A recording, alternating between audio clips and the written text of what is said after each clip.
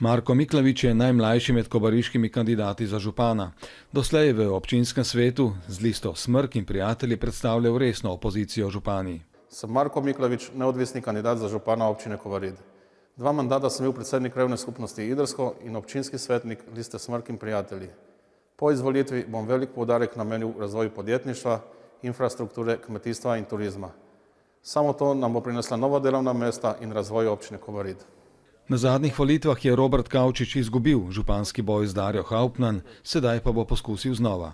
Spodbudo za ponovno kandidaturo sem dobil med vami, občani občine Kobarid, ki ste mi omenjali, da niste zadovoljni s preteklim obdobjem. Moja usmeritev je in bo gospodarnost, zakonitost, črpanje evropskih sredstev in usklajevanje različnih idej in pogledov.